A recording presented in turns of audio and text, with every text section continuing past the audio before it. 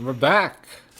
Hello, everyone, and welcome to the Doing Something podcast, or DSP, whatever you want to call it. Episode 2 since we went live. Yeah, You know, we've been getting a lot of positive feedback lately. Seems like you guys are in it for the long haul. yeah. Racking up the subscribers, racking up the views. I think we should just get right down to it. We got a lot to talk about in this week's episode. Guess we can start off with a 6ix9ine Meek Mill. I don't know which one I have. Yeah, let's talk about the current events before we get into the new tracks. I think we'll probably kind of toss between the two because there's a lot. There's a lot. We just spent like an hour listening to all that new shit. But yeah, that's definitely at the top of the list. I'm sure y'all seen the instantly viral video that I guess it was 6ix9ine that posted it, right? Like they both had their phones out, but I guess 6ix9ine was ready for it, right? He was ready. Caught niggas in 4K. I guess so, but like you could be like The thing is, I don't know. Can we even really call it beef? Because Meek Mill just genuinely looked confused. well, that's what I'm saying. Like you can call him getting caught in 4K, but like really you're just paparazzi at that point sitting outside the club. I don't know. I kind of side with like Meek Mill in that sense, but like I don't know. I've heard some rumors that like it's like kind of like, you know, both their teams reached out to each other and they kind of settled on something, you know, where like they beef with each other and get publicity. But it's like, what is Meek Mill dropping recently? I mean, he had that one track. That he just dropped with Thug and T-Shine. But like it's not like he's rolling out an album as far as I know, right? Well, maybe it was like Meek Mill gets paid, 6ix9ine drops his track. Yeah, I guess so. Yeah, but like, why would you even want to be involved in that, right? I don't know. Or maybe, or okay, I'm getting real tinfoil hat here, but like, what if it was like Meek Mill's team behind his back, kind of like setting some things up with 6ix9ine, so they both mutually benefit from it, but like Meek Mill gets blindsided, he has no idea, right? Because Meek Mill's just gonna act like Meek Mill, right? Mm-hmm. I don't know, but it was just really weird to me. I mean, there's a lot of things that are just kind of strange about it to begin with. The fact that he already had his phone out, right? And you're not sure whose security is between who, right? Because I'm sure 6ix9ine has security, even though he said he quoted Pooh Shiesty. Yeah, he was like, I got my own 5. I don't need security in the club. It's like, first of all, you're not even in the club or outside the club, and I feel like you have security with you. Otherwise, you would have been smoked by his security, right? Exactly. That doesn't make sense. No, why did he have his? Yeah, exactly. Why did he have his phone out? Exactly. Like, if you're gonna be running up on someone, you don't run up with your phone in one hand. Like, come on. Things aren't adding up, especially when you got fire. Yeah, I think it was just some clown shit on 6ix9ine's part. Yeah, but that new track, Zaza, I liked it. I can't complain. It was kind of like the old 6ix9ine shit back in the day. It was like the hype. It's all the same. It's all the same. But like his last album was kind of, he went some next. He took a left turn and it was just some weird shit. Like didn't he do some shit with like Bad Bunny or something? Yeah, it was like some slower music type, and then no one fucked some dance hall shit. Yeah, so yeah. I mean, are you fucking with? I'm kind of fucking with the new look. The beard and the, you know, like the shaving done. Like, that's his name, CJ. He did the CJ, except better, like yeah. CJ Cyborg. I guess that's the look for Hispanic niggas right now. I guess so. Anyways, it looked like he was having fun in that video. Yeah, it looked pretty lit. I had a lot of fun watching it, honestly. Yeah, it was a pretty good video. I like the ad-libs.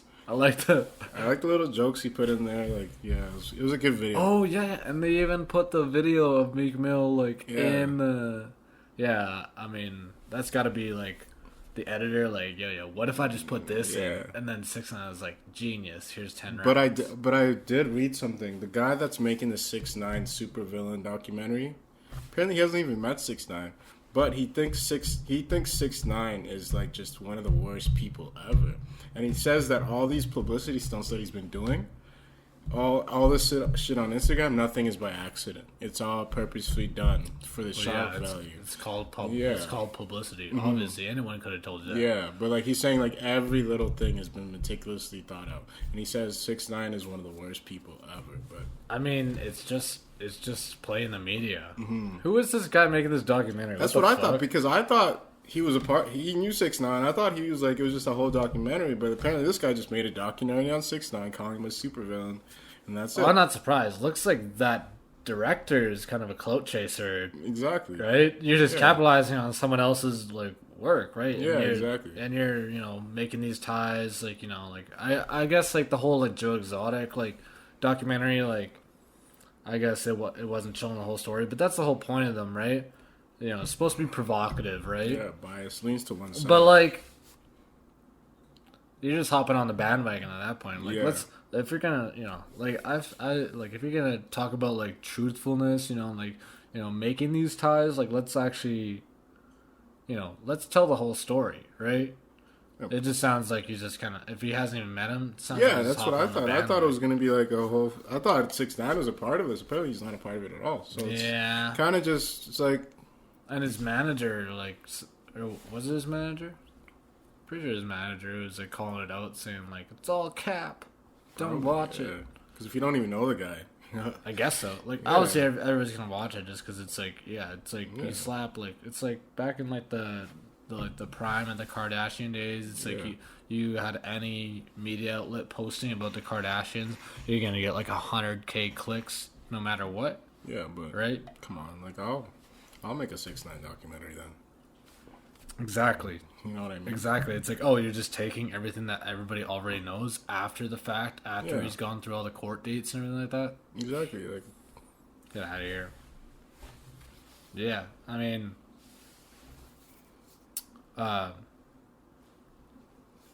that's the thing with 6ix9ine though, right? Like, it's like every time you bring him up, he's gonna, like, that video that we just watched, it just dropped 8 hours ago. It had 11 million views on YouTube. But now it's like, did it really have 11 million views? Well, yeah, it did, because it's 6ix9ine and everyone wants to see it, right? But whether they hate him or they love him, they're gonna watch it. Like, you didn't watch it. I didn't watch it. Yeah, until it came down to it. But what I was saying before, right, is like, you got like how many YouTubers waiting to jump on some drama like that, right? How many reaction vids, etc., etc., right? And of course, you got the fucking, you got the clickbait farms, like people somewhere in like Asia with like 1 million phones set up to watch it. I'm thinking he's buying views, but because the thing is that this time around, I wasn't overly excited to see what 6ix9ine had to say, but I really like. But I mean, like, I think that's just like it's kind of like a given nowadays that like the numbers that you see for people's like streams and stuff like that is never going to be 100% accurate. It's always going to be inflated in some way or another, right?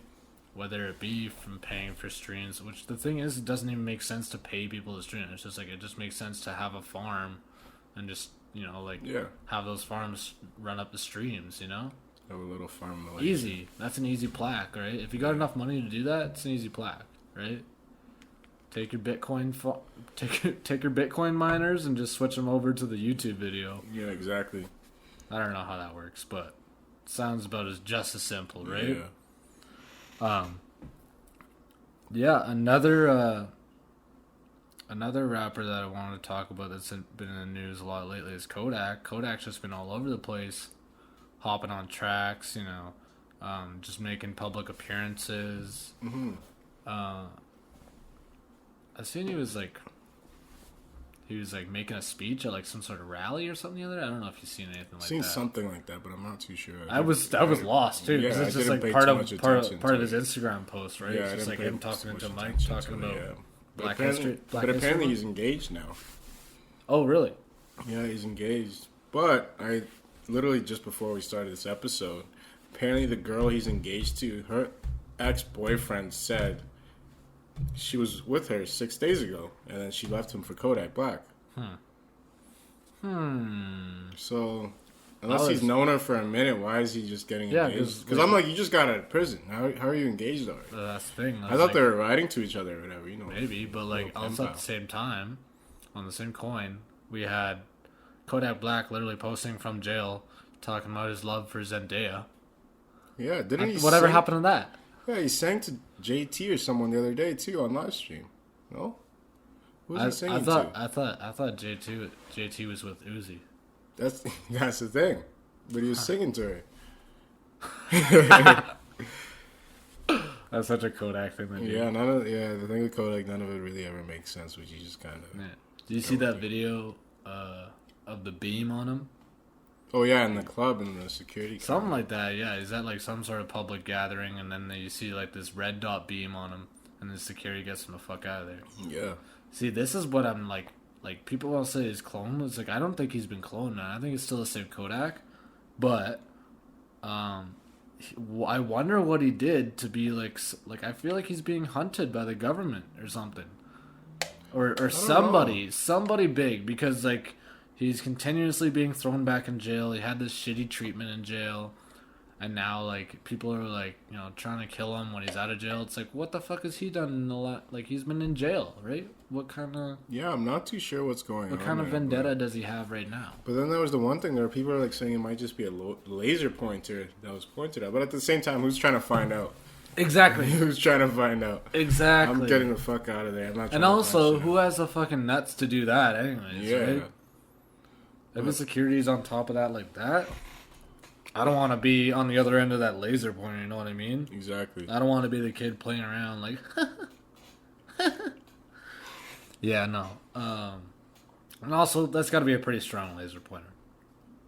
No, you'll be surprised. Some of them are really strong. I know. There's some military grade ones, but I mean, I guess, if you invest in enough. But still.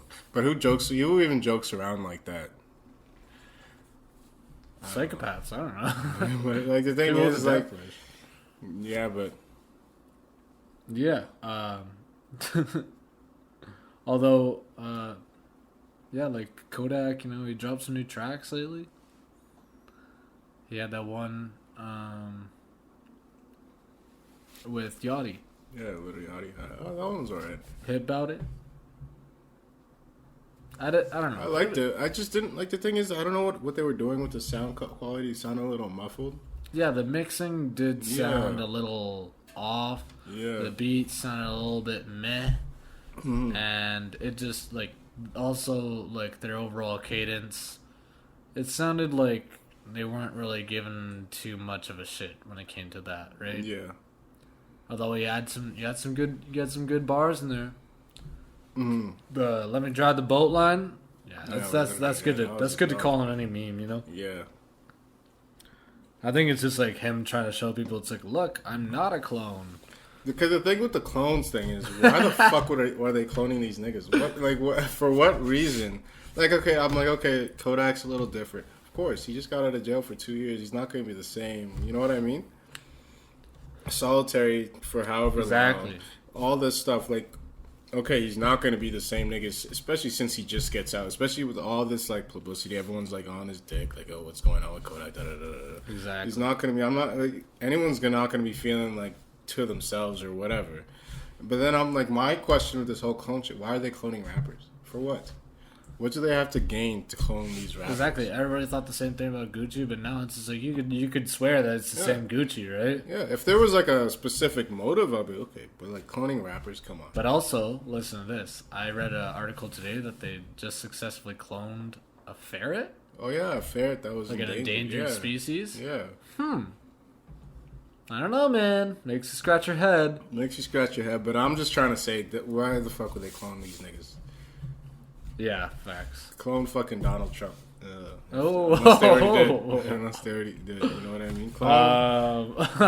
Because sometimes I'm sitting there and I'm thinking, I'm like, what if Donald Trump's already dead? Or like something, and then like they just have like, it's, those deep fakes and all that next shit now? Yeah. I'm like, this guy could be dead already and we just wouldn't know. Yeah. I mean... Yeah, like now you see presidents, they stand behind this like big old plexiglass thing. Yeah. Like, what if they've always done that though. I know they've been doing it for a while, but what if they've just been onto this technology for a while? The FBI is always 10 years ahead of everybody else, or CIA or whoever the fuck. They got alien technology and cloaking devices and shit like that. They can make it. They can make it happen, right? But I think the plexiglass is just for like the anti-assassination. Yeah, no, that's what they want you to think. See? Because they had that shit for Obama's strap. Because niggas were gonna shoot. Yeah, but what if Obama was a clone too? No, not Obama. What if Obama died right after college? Not Obama. Or what if they got the real Obama chained up in fucking Area 51 right now? Where has Obama been? Living life? I don't know. Yeah, he posted. Making playlists? He posted on. He posted on Facebook. He was like, "Happy Valentine's to my wife and my $2. $2 daughters." Sorry. Right. But yeah. Yeah, I think he's kind of like removed himself a lot from like, you know, like the whole like political thing. He's just like, you know what, I did it for 8 years. That's not my job. More than 8 years, you know. He's like, I'm done with it. Yeah, it's not my job anymore. He did the whole mic drop on Donald Trump before he dipped out. So just let him live, I guess. But another thing too was what's that? Oh, the other track that Yachty was on recently. I just dropped last night. The Honey Pack remix. Okay, I like that one. Yeah, Seemed a lot less lazy. And it seemed a lot more like in vein of like what you should expect. Yeah, exactly. Because Little Yachty's kind of goofy, whatever. Oh no, wait, sorry. Yeah, that was Yachty. Yeah, sorry. He's kind of goofy. He's kind of goofy or whatever. He's not really doesn't really fit the mold of a rapper. But I want to see him win. He doesn't, but at the same time, he can still rap. He can still rap. That's what I'm saying. A lot of these guys, right? Yeah, like, he can still rap, and he has shown that he has potential, and I want to see that potential come out of him. I think he has shown it. I think just a lot of people don't pay enough attention to him. But he's also very inconsistent at times too. Over the last 2 years, I think he's been very consistent. Yeah, but it depends. In my opinion, I think he's been very consistent. I think it just depends because like. Which one of his projects that he came out with? Teenage Emotions? Not that one. It was the one after. It was like Little Boat 2 or 3 or something. 2.5, I think it was. Something like that. I was like, okay, there's some good songs on here, but some of these are just... That's the one. There was a bunch of throwaways. With Juice WRLD on it. Mm-hmm. And I'm pretty sure before he said that, he said he wanted to prove that he it's 2.5. Yeah, he said he wanted to prove that he could rap, and he's just not just this. And then I was like, okay, let's see it. But I think his latest album, Little Boat 3, was like where he really came to form for sure. Yeah.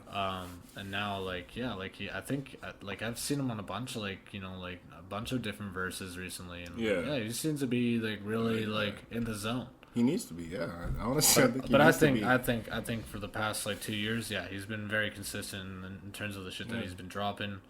And why else? Why wouldn't you want to fucking hop on that Honey Pack remix? That's hilarious. Exactly. With the Pac-Man and fucking DDG. DDG was alright. You hear about the whole backstory behind that? No. So BFB to Pac-Man used to hit up DDG on Twitter. Like, back when he was, like, before he ever blew up. Yeah. And he was like, yo, I love your shit. Like, let me get a feature. Like, yo, like, listen to my shit. And, like, DDG ended up blocking him. Oh, no. And now BFB the Pac-Man's, like, blowing up. So, DDG, like, unblocked him. And, like, they made this whole, like, social, like, posts about it and everything like that. And, yeah, sure enough, he's on the fucking Honey Pack remix. I mean, like, if anything... Pac-Man's doing DDG a favor right now. Yeah, because the thing is, with DDG, he was a YouTuber before. Was he actually? Yeah, he was a YouTuber. And he just started rapping.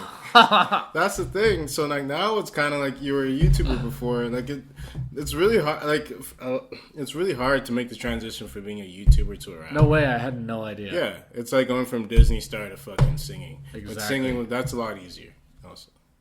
Yeah. That's a lot easier to go from a Disney star to singing. But yeah, he was a YouTuber before. Wow, I had no idea. Yeah, he used to make those middle of the mall videos. Oh, no, with the fucking... Yeah. No way. Yeah. With the diamond testers. I don't know if he was... I don't know, because I never watched them. So I wouldn't be able to tell you. But yeah, I know he was a YouTuber before. I wouldn't put it past him. Yeah. But yeah, I mean, he's got that one song, Moonwalking in Calabasas. That's a pretty decent song. With Blueface? Yeah. But that's about it that I can mention. Mm-hmm. I can't name any other one. I can name at least 4 Pac-Man songs. Yeah. Right?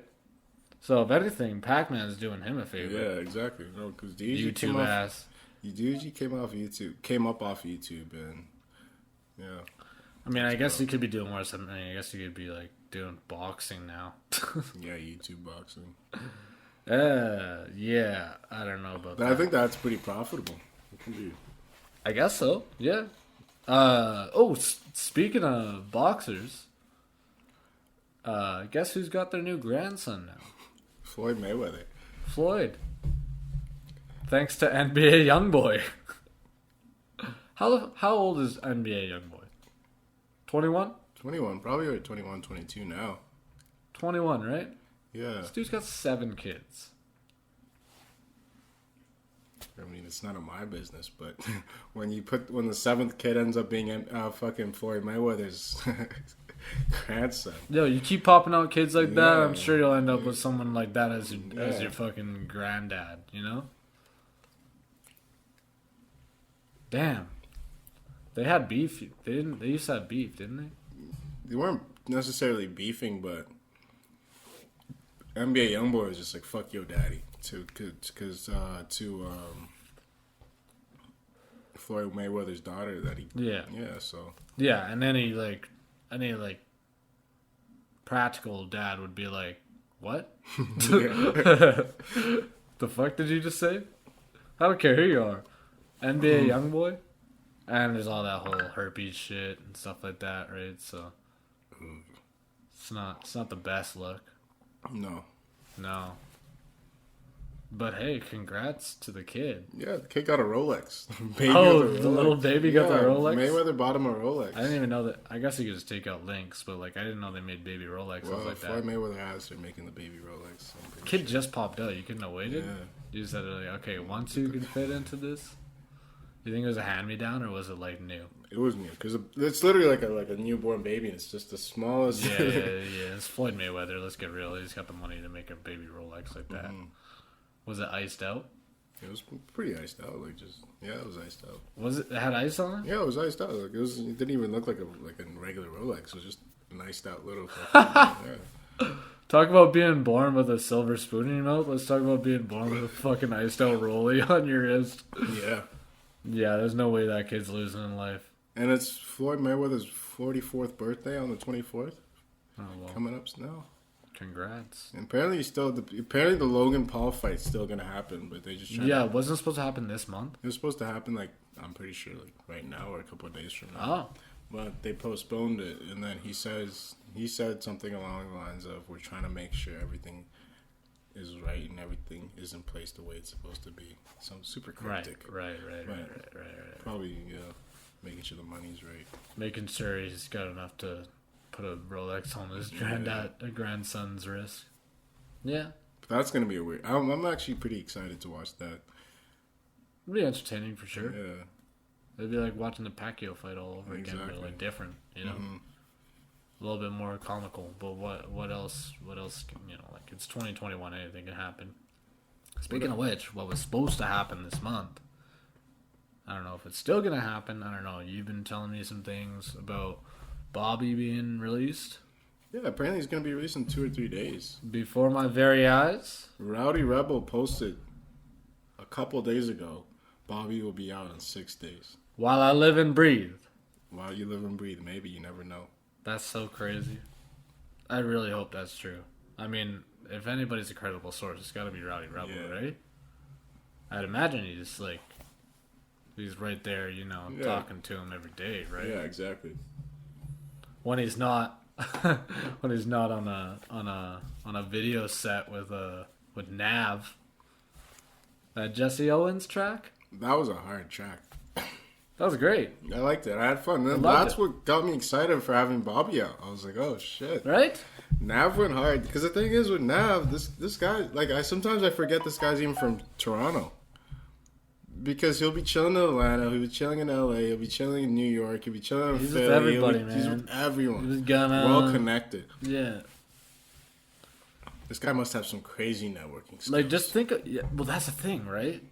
Like, how do you land the first, solo feature, on a Rowdy Rebel track? Besides Funk Flex, but it's Funk Flex would have been doing that, right? Yeah.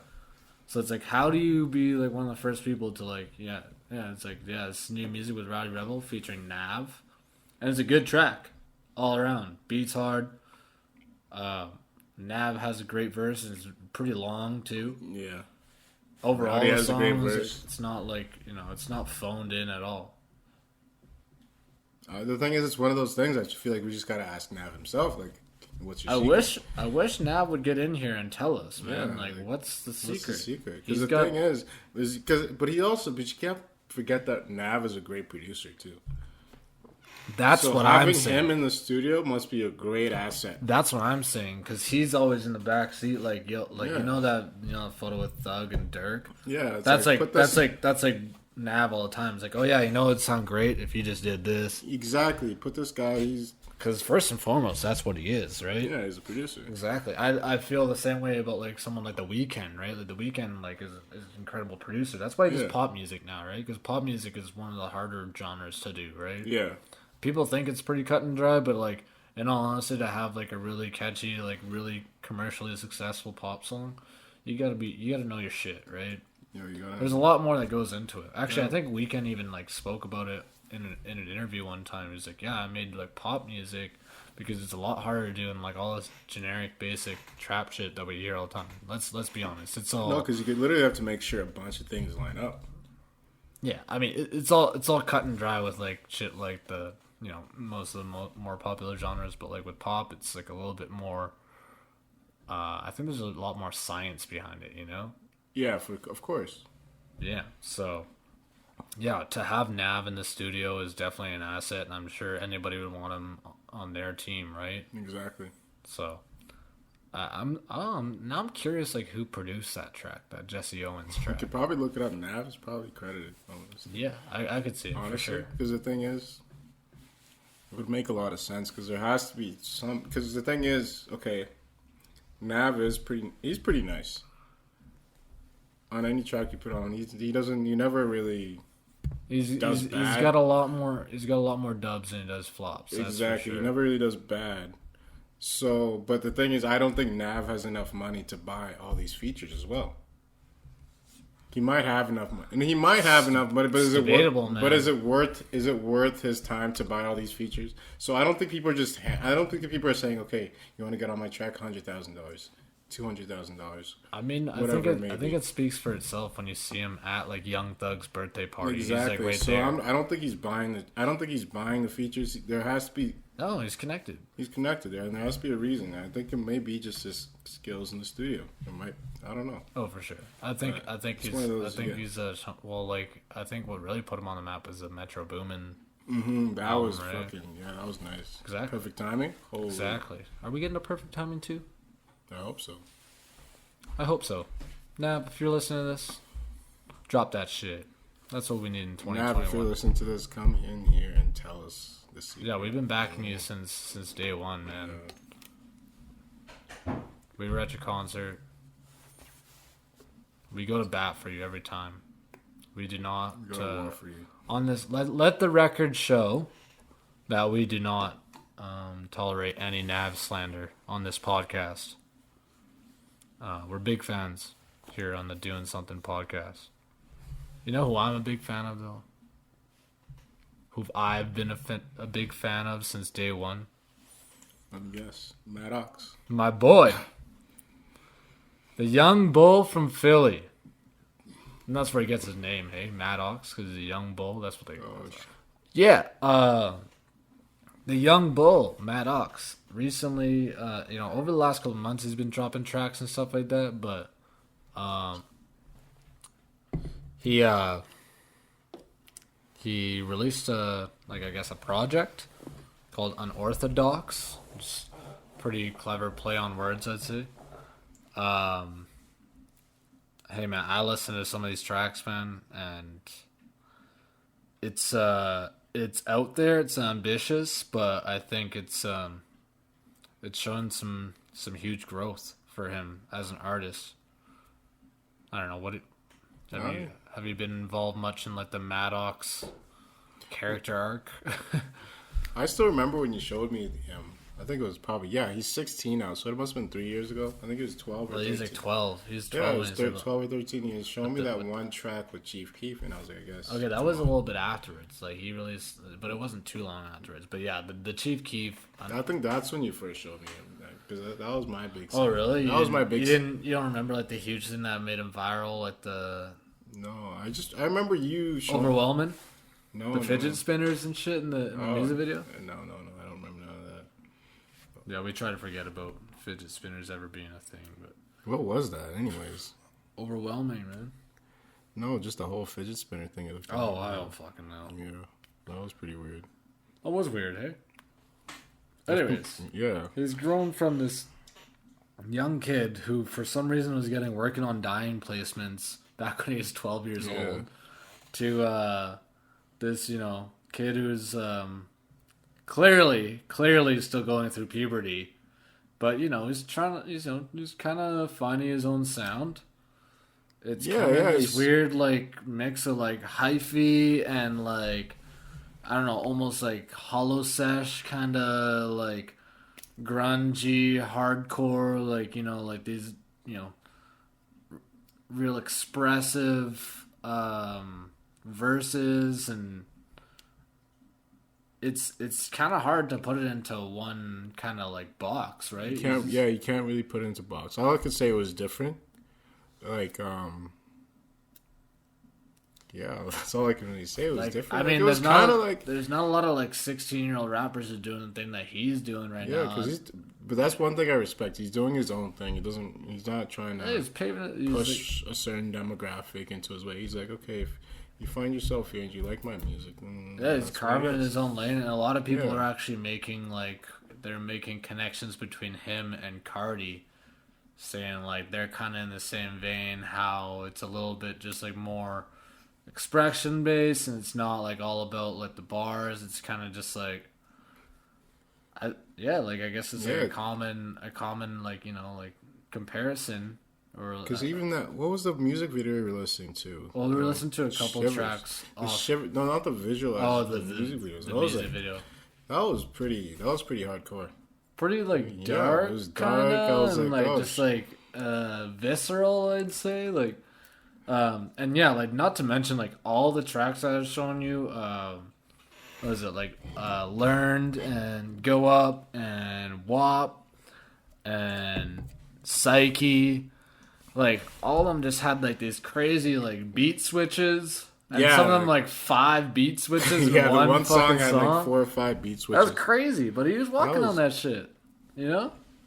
So, it's cool to see him coming up with, like, some refreshing shit, especially when, you'd expect him to go a certain route, and he's just kind of like, nah, like, fuck that. The thing is, he's still young, so you would expect him to try to stay in a certain box or especially whatever. With it seems like they're just giving him creative freedom, and then just allowing him to do whatever he likes. Yeah, I don't know if he's exactly signed to like any huge record label, but exactly. But it seems, like the company that he keeps, you'd expect him to go a certain way that like everybody else is kind of doing it, but he's just kind of like, nah, fuck that. We're gonna do it how I want to do it. We're gonna do it how Maddox wants to do it. He's growing his hair the way he wants to. He's dressing the way he wants to. But the visuals are crazy too. Like, he's got some. Oh, I like that. Got some great artwork, great direction, incredible producers. Like, I'm sure he's like still heavily involved with a lot of the working on Dying team. Yeah, which is like they're a Philly-based producer group, right? They do a lot of beats for like Uzi and a whole bunch of other people. I think they were on Drake's latest record. I'm sure they were on something like that, but when is Certified Lover Boy coming out? Yeah, because he postponed it, right? Because you can't pull your ACL like you're a fucking basketball player and not just release the album. You see, but with all this anticipation, Drake, don't bring me another Scorpion. That shit was fucking trash. I'm gonna say it right now. That shit was fucking mid at best. If I'm not gonna be hated, that shit was mid. There was no standout tracks. We had the couple, those little... What was that, like 25 tracks long? 25 tracks long. That was like 13 tracks way too long. And the songs that had the potential to be good just weren't there. Yeah. But Drake, you know what you have to do. And if that's why you postponed the album, I'm not gonna blame you. Yeah, I mean that's why we're stuck in my fucking apartment studio when you're over there with 40 Shabib. So yeah, take time and do your thing, but don't give us another Scorpio. Come on, we don't need that. We don't need that. Get Maddox on track. I don't know if you have to. I mean, if you want to. Just do what you do best, follow the wave. I'm saying right now, Maddox, he gets a pass from me. Someone who doesn't get a pass from me, I'd say, is Tory Lanez. Tory Lanez, we on your ass.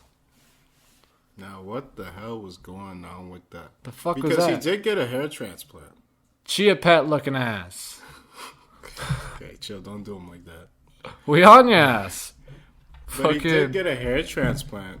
So now I'm trying to figure out, has this nigga just been bald? Or what's going on? Man? Road rash on your forehead looking ass. I don't know what's going on with him, man. A lot of people are saying it's the stress from the whole Megan Thee Stallion thing. Because, he's like, there's no way I shot her. And she's like, yeah, you did. And he's like, no way, I went on live.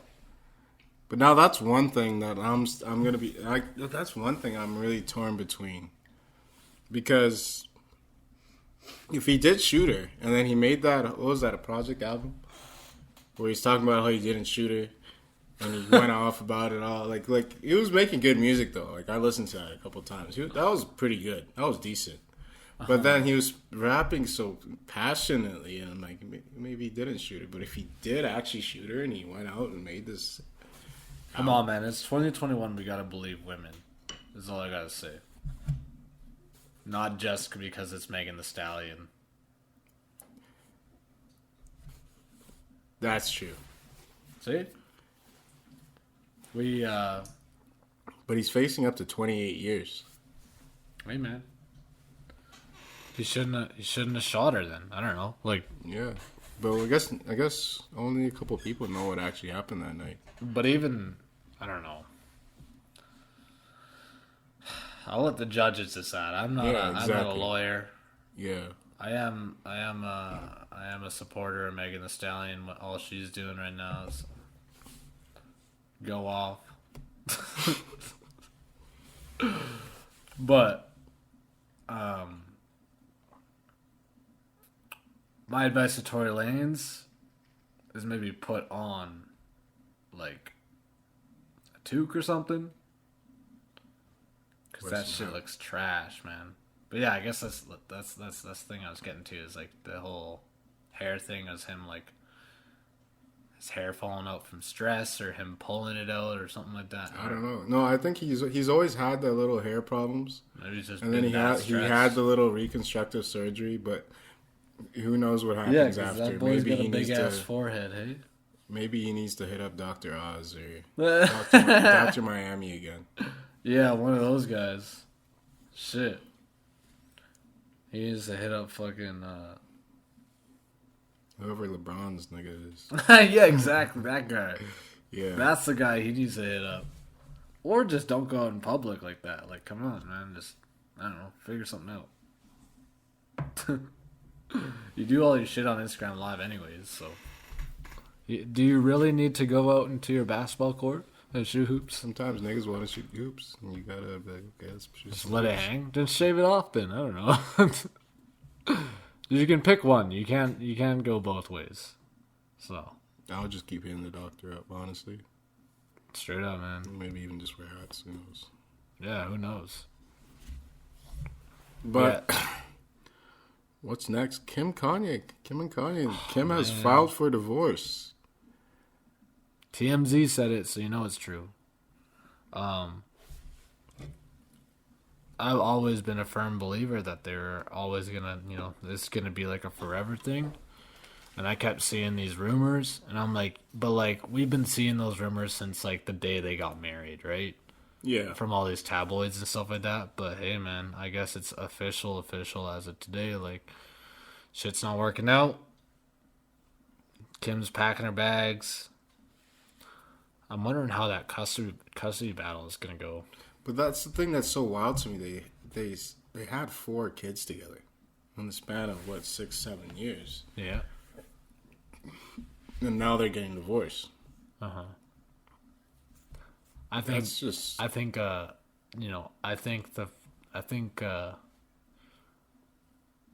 love that they have for each other is still there. I just think the lives that they live are too clashing, right? Like Kanye and his mental issues and stuff like that, and her dealing with all of her businesses and even everything that. No, else. they're just both two very busy people, right? Oh, for sure. Probably don't even have time to see each other all the time. People are doing this. It's hard to work on that, especially when you guys are two like mega celebrities. They both got several different, like different things that they're invested in going on all the fucking time, right? Are they still filming Keeping Up with the Kardashians? I don't know. Yeah, they're filming it, and Kanye's directing it. That's one of the terms of the divorce. No, I'm playing. We'll have to fact check that. I'm playing. Anyways, I'm playing. Yeah, man. I'm wondering if do you think Kanye will ever make music again? Because there's that whole thing about him trying to own his own masters, and he kind of brought to light that how he's supposed to be making music the same way that he has been doing it for the last 16 years, for the rest of his life essentially. So I wonder if he's gonna go through some sort of legal battle to fight that, or if he's just gonna kind of be elusive with his music drops and stuff like that, or if he's just gonna go completely Yeezus 2.0 and just go crazy off the walls like T-Lope on fucking crack. What do you think? My thing with that is because now with Jesus is King, he was on this gospel trip. Yeah. So, but the thing is, unless you got 14 tracks that are Jesus Walks, I'm not gonna listen to it. Yeah, I have nothing against gospel music or anything like that, but I want Kanye to be able to rap about whatever he wants to talk about. But I think with Jesus is King, he still found an outlet to do that, as well as maintain the whole gospel thing. Now, is he going to keep up the entire thing? Yeah, I'm not sure. And also, I don't want to be one of those people who's banking on him to be oh man, this divorce is going to be so crazy. We're going to get another 808s and heartbreaks.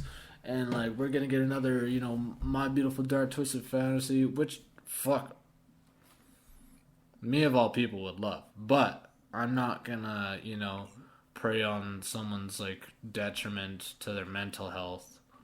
Especially an artist I love like Kanye. Just for the sake of some maybe good music, because let's be honest, the quality of the music has gone down. It's not completely shitty, but it's definitely gone down in comparison to some of his greater works, right? I liked The Life of Pablo, but I'm not going that far back. I'm saying Ye and Jesus. Yeah, the Ye was definitely that was a tipping point, right? Where Ye he got back on the meds or whatever. Yeah, he was off the meds or I don't know. Ye was it wasn't bad, but it had no playback value. And that's the same thing. Yeah, you listened to it all that summer, and that's about it. Yeah, right? I listened to it probably once or twice, and that was it for me. Oh. Yeah, I liked the songs on it, but I had no playback. But same with Jesus is King. I listened to that one time, and I was like, okay, I'm done. So, but the thing is, with an artist like Kanye, I feel like he has to be able to. I mean, he does want to talk about the gospel stuff. He did want to talk about that. But he was the first one to bring it to the radio with exactly. Jesus Walks and stuff like that. Yeah, but exactly. I want him to be able to expand. I don't want him to put himself in that box where he's only a gospel rapper or a gospel singer or artist or whatever, because I feel like that's not going to give us the greatest product that he can give us. Yeah, it's hard to say, man. The only way I could really truly tell is maybe if I spent some time in the studio with Kanye to see exactly how the his artistic process goes. Exactly. But you don't see a lot of that, right? Mm-hmm. Especially nowadays, right? You got to remember this guy's probably like on the better part of his 40s, right? Exactly. So that's like, another thing too. What do you expect from him, right? He's getting older. If he didn't hop on the mic ever again, or if he just had a couple like features here and there, and he was just producing tracks for the rest of his career, I'd be happy. I wouldn't even be surprised. It would make sense, right? Yeah, because you got niggas like Eminem. Please stop. Eminem? They're still releasing. I know you're not listening to this, but please stop. Yeah, you got niggas like Eminem. Like, start a company. Start a business. Man. Start a business because, or invest in your own artist, man. What the fuck? Like, because rap has been necessarily reserved for the younger people that are with the shits, for lack of better terms, I guess. Yeah, with the shits, exactly. Yeah, like at the end of the day, an old nigga could be speaking the realest shit, but young people don't want to hear it because they don't think you understand. Yeah. I think with this whole Kim and Kanye news just like breaking today, I think we just kind of gotta wait it out, man. We just gotta see what that whole chronicle has to have in store for us. But I did see a clip of Kanye. He was standing on a table. He was talking to his people. This was like this week. Okay. And then he said, like, but the thing is, there was no context to the clip. He says, if Elon is having a bad week, we're all going to have bad lives. And I was like, what the fuck could he possibly be talking about? Huh. I mean, that's the thing. Like, both those people are very cryptic, you know, and how they go about their business. So, again, I'm just kind of like, I'm disappointed at the news. I really don't know what to expect from here on out in terms of what we're going to hear from Kanye, what we're going to hear about their family life, you know. But, you know, they'll make it work. I'm sure they'll make it work because, like, you know, with the whole Travis Scott and Kylie thing, that's like that on, like, a much more minuscule level, right? They only had one kid together. Travis is not nearly as big of an artist as Kanye is, as much as he wants to be. Sorry. It's except in like miniature form, right? Like, yeah, you know. So, yeah, only time can tell. I really hope for the best, and who knows, maybe they'll find some common ground. But you know. But then there's Meek Mill with this little controversial Kobe verse. I don't know. Could you call it controversial? Oh, yeah, man. Speaking of the fucking tabloids, man, they're all on Meek Mill's ass for that fucking Kobe bar, man. Okay, don't quote me. He said something along the lines of, if I'm going to go out, I'm going out with my Choppa. It'll be another Kobe. All the words in the English language. And Meek, you had to choose those ones. You could have made any other Kobe reference. Literally any other basketball reference, bro. What the fuck? Any other Kobe reference. Because the thing with Kobe, when he died, 99.9% of the world was on the same page. You don't make jokes about that. Except for Ari Shaffir. Yo, shout out Ari Shaffir. What? It was hilarious, man. He has this thing where you know, a celebrity dies. Like, what was that, Ruth Ginsburg, that fucking Supreme Court judge? Like, someone will die, and he'll make a joke that same day just to prove a point that there's never a time as too soon, which I respect. I respect that you know, just in the true spirit of comedy. Other than that, yeah, it's pretty crass, it's pretty whack, but like, it's not like, okay, but like the thing is, if you're gonna make a joke or a statement about something pretty serious or something pretty tragic, whatever it may be, you better make sure that shit's funny. Oh, I haven't heard the joke by him. I don't know if it was funny, but you better make sure that it's fucking funny. I think especially with Kobe, everyone was on the same page. Don't make. I know, but I think the thing is with Ari's joke is like that it's a continuing thing because it keeps doing it whenever a new like Larry King just passed, right? Yeah. He made a joke about him being like an anti-Semite and stuff like that, and all this other crazy shit. I don't know. I'm not doing it justice, but it's pretty hilarious when you hear it in the context of Ari Shaffir and his history with that stuff. But yeah, he was getting like death threats from like Kobe fans and shit like that. So But R.I.P. Kobe, and also Meek Mill. What the fuck you doing? You're in the hip hop community. You're not a comedian like that, right? And also, I'm sure you didn't mean it in a comedic value like that. You thought it was just a hard bar. Sorry, dude. This isn't like fucking Philly battle rap, man. And another thing about Meek Mill, he always tries to say these things, and sometimes niggas just don't want to hear what you have to say. I'm not gonna lie. Sometimes Meek Mill, you say some outlandish shit, and niggas just are like, okay, just stick to your rapping, stick to your shit, whatever it may be. But he tends to stick his foot in his mouth a lot, eh? Exactly. Yeah. Yeah. Meek, come on. But man. I don't know. Like the thing is, I don't know if. I feel like someone else may have been able to say this and get away with it, but since it was Meek Mill, it was taken a lot farther. Exactly, they were way more critical of what he has to say about anything. People pick and choose who can say what, who can think what. Absolutely, you know what I mean? Absolutely. So I'm not gonna completely blame Meek Mill, but I'm like, okay, you could have seen this one coming. I'm not gonna lie. Yeah, you could have seen this one coming, but I know Texas did not see that blackout coming. That's crazy. That's something we can all laugh growing about, up from right? Texas, you live in Texas. I completely understand why everything is going on the way it is. But what a lot of the thing is, one thing is one day we it didn't even necessarily. It never we used to say this thing. It will snow if we're lucky, but I guess now that's kind of ironic because the one time it did snow when I was there, I think it snowed twice when I was there. The one time it snowed, we were just out. We were taking our little Polaroid pictures. I was outside like this, doing my thing. You know what I mean? Post it up. And then the next time it snowed pretty nice. It snowed pretty wild. But this was in March. And in Texas, winter is from December to February, and that's it. So it snowed in March. I was at school the day. Everything shut down.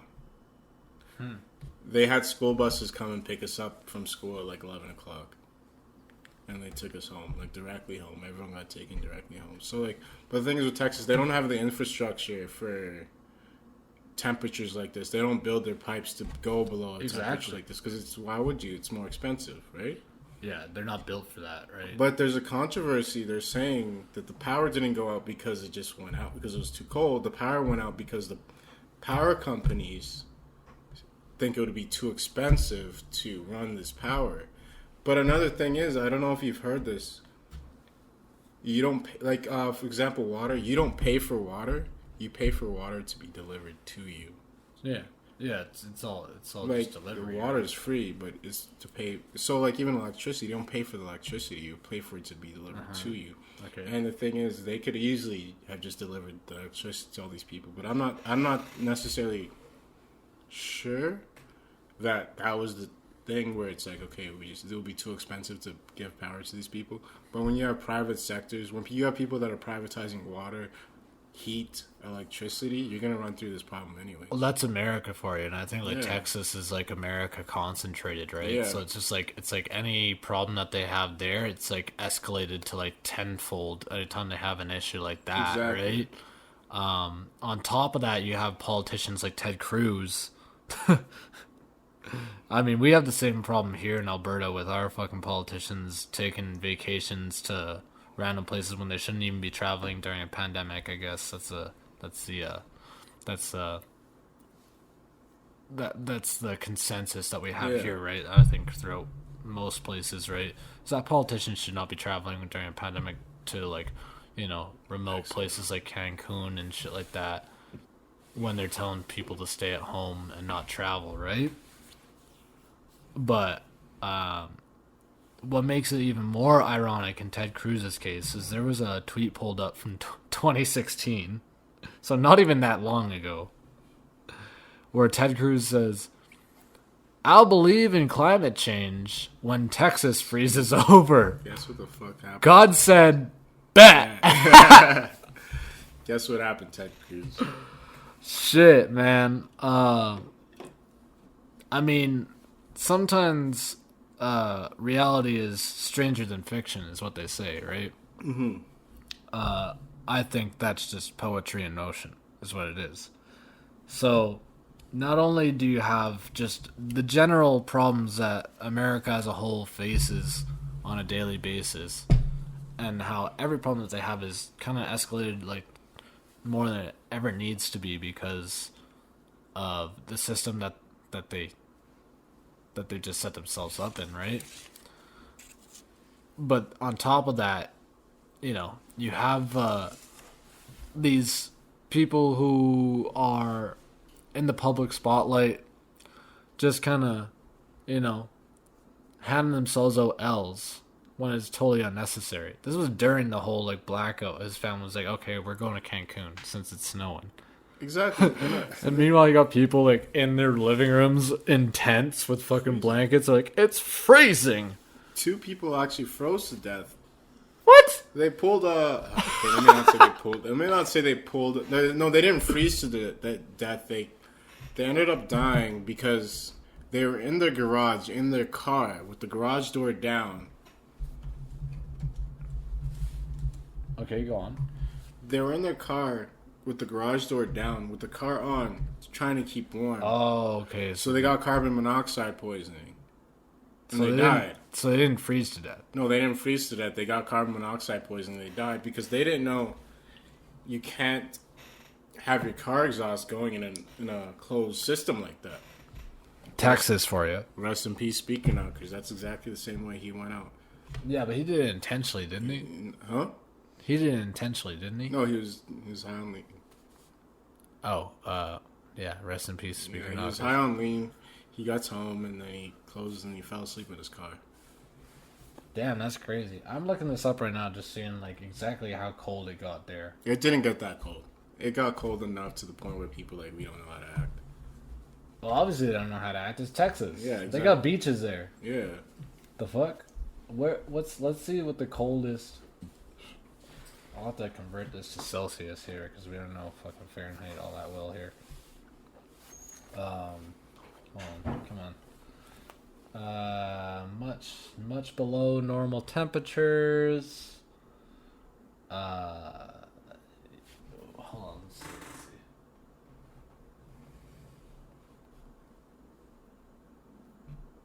It doesn't tell me. Huh. It didn't get too cold. It was cold, but it was never Alberta cold. No, it's not like that. Yeah. It's not like that. But like freeze to death cold? Dallas, Sunday, high at 22 degrees, low at 9 degrees, which is like, what's that in Celsius? Let's look this up. Fahrenheit to Celsius.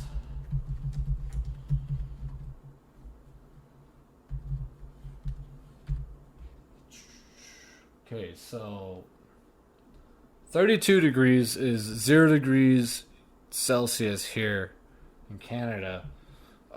0 degrees is when water freezes. What it was like +1. Actually, it got up to like +5 today or something like that. But like we've been in a cold snap, so it's been way below. Yeah, before that. Way below 0 for the last week or so, 2 weeks. And we made it. I don't think many people froze to death except for homeless people. R.I.P. homeless people.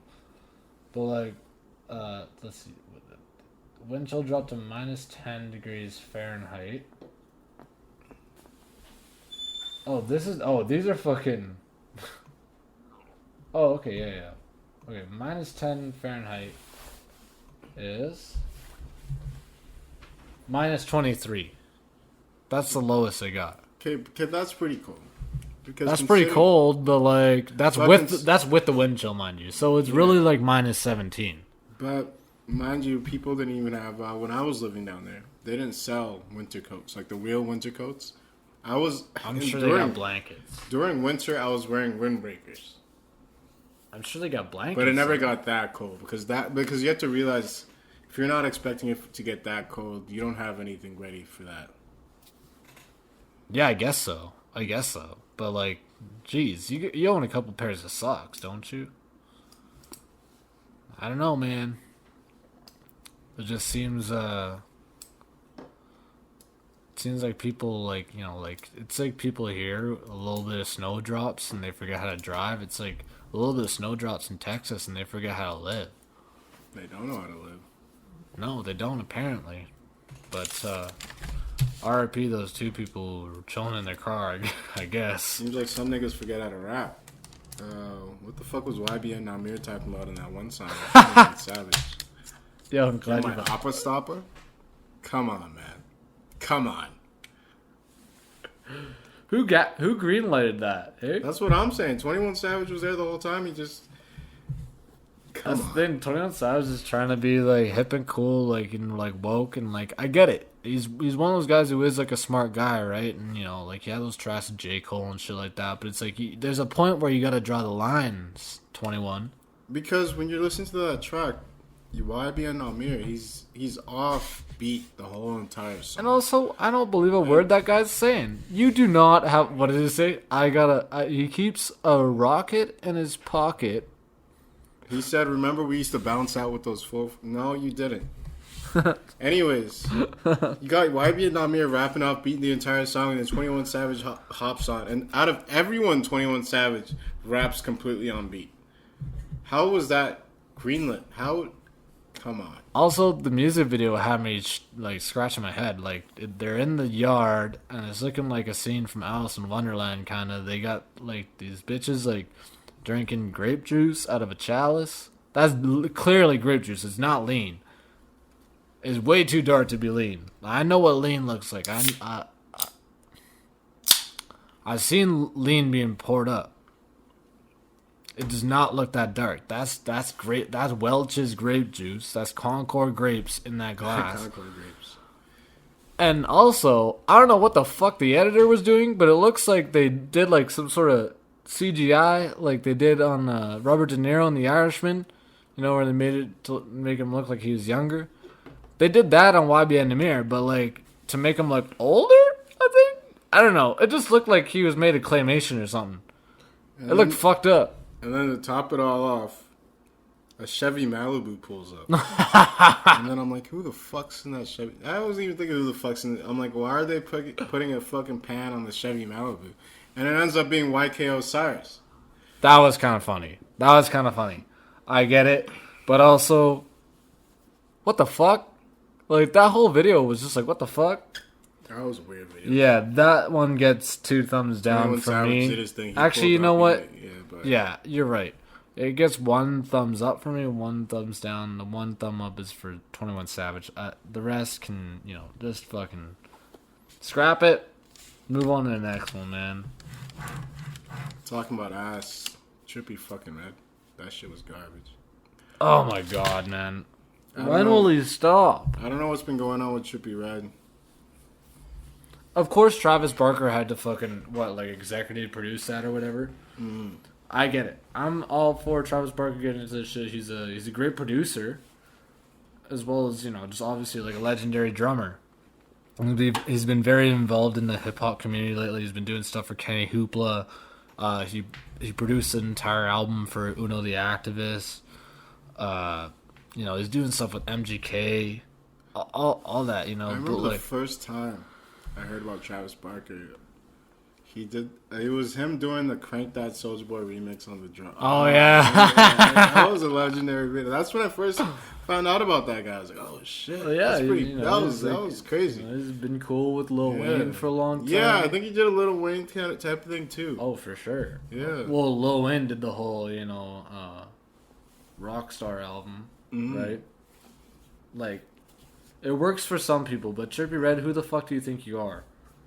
You've always wanted to be this type of punk, I don't know, fusionist, and it just doesn't work for you, man. You don't know how it's done. You don't know the formulas. It's a miss every time, man. You just come out as a weird ass nigga, because at the end of the day, Trippie Redd, you're a light skinned nigga. Exactly, man. Who's doing this weird shit, this shark teeth shit? I don't get it. I get you from Canton. No, Jody High Roller was doing that. Shout out Riff Raff. Oh, Riff Raff. Speaking of fucking, Riff Raff trying to box. He's trying to box someone. He's trying to box someone. I would actually watch that. He offered someone $1 million to box them. Riff Raff is buff now. I'd actually watch that shit. But yo, Riff Raff, his fucking dog just died recently. Jody High Roller? Jody Husky, man. Jody Husky? Jesus Christ, I love that dog. I didn't know He that. died at 7. Oh, I don't know how, but like, yeah, it just broke the news yesterday. Like, devastating, man. How crazy is that? Oh, he wants to box Tekashi 6ix9ine. He wants to box for $1 million. I would see that. I'd pay. Because Riff Raff was saying something along the lines like, "You're trying to get these rappers in jail. How would you box me for $1 million?" That's hard. I would see that. Riff Raff is for the people, man. Shout out Riff Raff. Fuck Trippie Redd's latest albums. Fucking Neon Shark. What kind of fucking name is that? Fuck Neon Shark, man. But anyways, we covered the bad shit. I think it's time to move on to the, not so bad. I don't know if I'm totally like for it, but I think the first one I gotta mention at the top of the list would probably be that new Kevin Gates. I didn't listen to all of it, but Cartel Swag, we kind of gave a playthrough before the podcast. What did you think? It was pretty alright song. Like I kind of liked it. Kind of reminded me of like 2013, 2014 Kevin Gates. That's what I was thinking. Like it's got like that classic Kevin Gates, like exactly what you'd expect Kevin Gates to say, kind of quotables. Seems like he's been coming out with a couple tracks recently, actually. So what was that part about him? Fun fact about Kevin Gates. I talk to myself. Only geniuses talk to themselves. Okay, Kevin Gates, because you're the biggest brain guy I know. Yeah, I think this guy's getting old. And I think that's just like, look at anybody who reposts a picture with Kevin Gates and like some random fucking quote. Doesn't even have to be Kevin Gates, but like Kevin Gates definitely has some quotes in that song that could be like, okay, this is like something I'd exactly see on like a Kevin Gates meme template, Yeah, back in 2013, I keep my circle small. Exactly. Yeah, exactly. So, beat wasn't bad. Overall, some good inflections from Kevin Gates. He's a good artist overall. Like, the overall. I can't get over that the kind of pedestal that he's put on by his fan base. It's kind of just like, yeah, he's good, but he's not that good. You know what I mean? And he just continues to prove it. But overall, not bad. That 3-2-1 from 24K Golden. Yeah, that was I like the beat more than anything else. Like I don't know. It seems like he's trying to go for those radio hit types. Well, yeah, that's exactly what he is, right? Yeah, he's like a radio hit type guy. So, but I did hear that was produced by Nick Mira. Oh yeah, that's your boy. He's our boy. Oh, I guess yeah.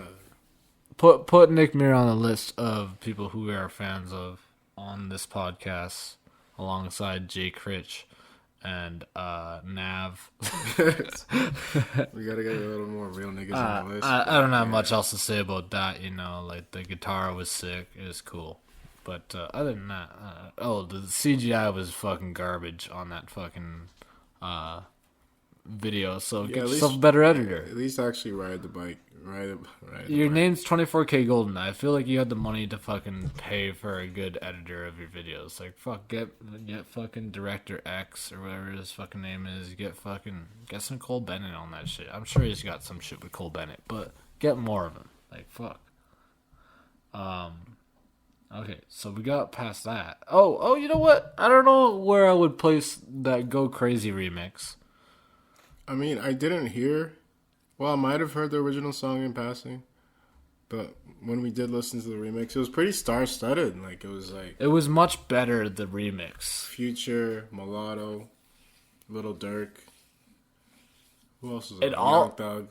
Yeah, it all meshed together, I think, like a lot better. Like the original is like okay, and again, it was like the breakout single from their record, Slime and Beat. Yeah, I didn't mind the verse from Mulatto, and like some of her harmonics on that was pretty awesome. Lil Durk's verse was great. It's exactly what you expect from him in this time and place where he's at right now. He's been releasing so much shit. Hey, just a lot, just a lot. Yeah, I mean he is the voice of the streets, I guess. But, yeah, it was definitely fulfilling to hear from those two. Future delivered some great fucking bars, and again, like he's got some good inflections throughout his part. And I was just really looking forward to the updated Young Thug verse. Like, fuck, just never misses that guy. Like, I really have yet to find a Young Thug verse I don't like, honestly. And I don't know if there's really much that like Chris Brown added to his stuff. It's just like, he does the chorus, he does the hook, and everything. He does the stuff that you want to hear, and that's about it. So we'll let him pass for now.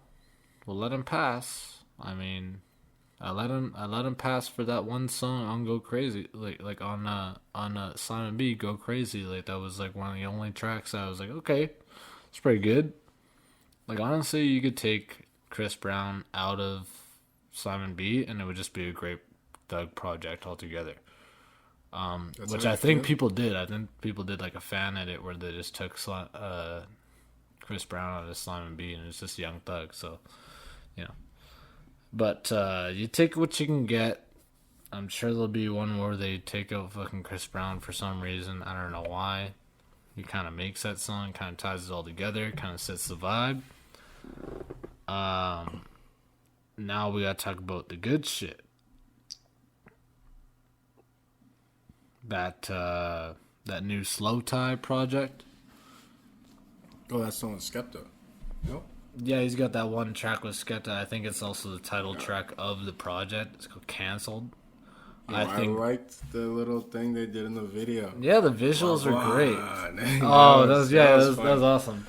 I don't know why nobody's ever even thought of that to begin with, right? Doing the Roadman version of the Scream the Scary Movie where it's like what's up, but they say wagwan. Yeah, that's pretty hilarious. That's pretty creative. I wonder if they thought of that themselves or whether that was like with help from the director or something like that. But like it was all like horror movie themed. Yeah, I think one of them thought about it. Yeah, because they had the scene where like Slow Tie was dressed up as Freddy Krueger, and they also had him dressed up as like the guy from American Psycho. I think there's a couple others, I'm sure, that they kind of touched on within that video. But overall, the song was good. I like that, yeah. Skepta's got a great verse on that. Jack, get out of the way. I'm trying to record. Here, you can sit on Dad's lap. How about that? There you go. Sit on Dad's lap. Okay. Yeah, Skepta obviously just delivered a great verse. I think they're great, they have great chemistry together on a track. Slow Tie and Skepta. Two great Brits. Which is kind of ironic to say because Slow Tie's first album was There's Nothing Great About Britain, but there's something great about those two Brits. I'll say that much. Yeah, I've always liked Skepta. Yeah. That's always been one of my niggas. For sure. And obviously, like, the content, you'd think, like, it's kind of cliche to name your song, like, Cancelled or something like that, but it's within merit, like, Slow Tie's done some controversial stuff in his, like, short career that makes you say, hey, man, what the fuck? But he makes it work, so... Yeah, I'll put that on the good list for this week's new tracks. Obviously some of the previously mentioned tracks that we've talked about, the new Kodak tracks and stuff like that. Maddox, doing his thing. So what did you think about the new ASAP track, Which Nigga Problems, from that movie? Yeah, it's from Judas that and the Black Messiah. Judas and the Black Messiah. I've yet to see the movie itself. Same, and actually, I just kind of stumbled upon that track this week, just because I was listening to Spotify, and it just kind of came on like my recommendations, and it's pretty good. You haven't heard much from ASAP in a while. I really don't know what to expect from here on out, and like ever since testing and stuff like that, it's just been kind of like a mixed bag. of where you kind of get some of his old stuff, you kind of get some of his newer, more experimental, like kind of, you can see he's taking some risks. With that track in particular, I think he's staying true to his older form. Yeah, that's exactly what I was thinking too. Yeah, but also kind of adding a little bit of new flavor to it. Yeah. Actually, he's got a new track with Slow Tie on Slow Tie's new album, Maza. I think we touched on that a little bit on the last podcast. Yeah, great track. But again, as much as ASAP wants to talk about how he's like doing experimental stuff, he's trying to push in the boundary. It's like, I'd say Maddox is doing a lot more in that vein. I think ASAP is just doing something a little bit different, but not completely outside of the box in terms of where he's at stylistically, right? My favorite track of the last week has got to be the track with Meek Mill and Young Thug and T-Shine on That Go. Oh, that was a really good song. Like great beat, great energy. Meek Mill delivers some fresh lyrical performance. I was really blown away by T-Shine's contribution to that.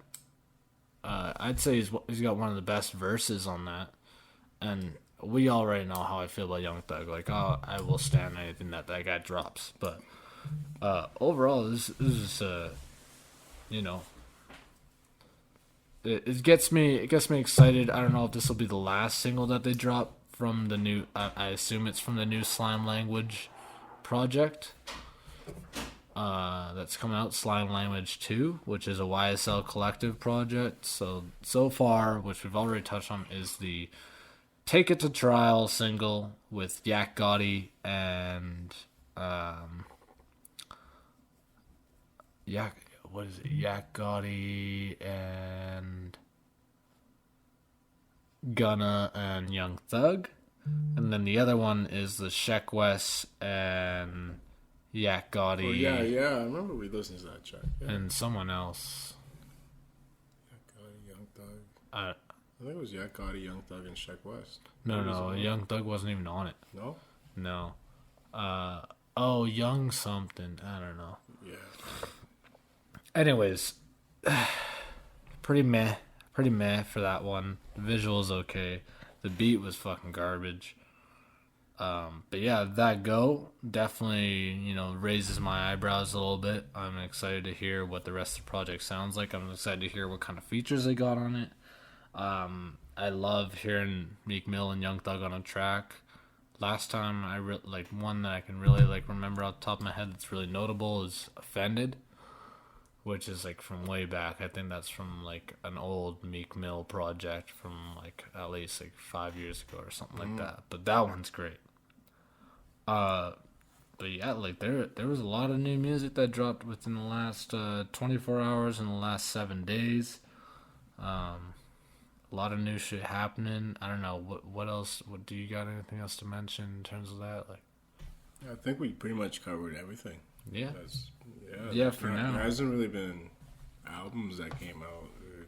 I'm sure we're in tune for an incredible year of music, just like we had in 2020. Yeah.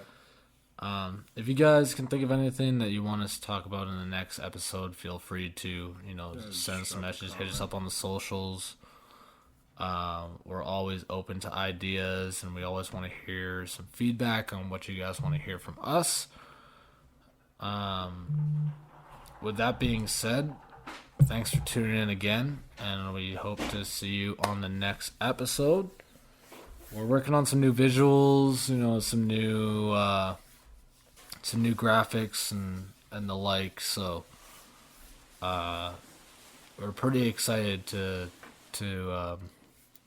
see where this podcast goes from here. But so far we've been receiving a lot of positive feedback. Seems like you guys like the content that we're providing, so we're just gonna try to stay on schedule, keep doing what we're doing, man. I will mention type of feedback. Thanks. Yeah, like Fly said, like, and I will mention that we're gonna be switching up headquarters soon enough. Your boys got a new apartment. We're gonna be doing the whole switch over into that one later on this month, and we're gonna have our own dedicated studio strictly for podcasts and my music production. You know, follow me on the Soundcloud if you like. You can find that via links through our YouTube page, Twitter page, etc., etc. Yeah. Anyways,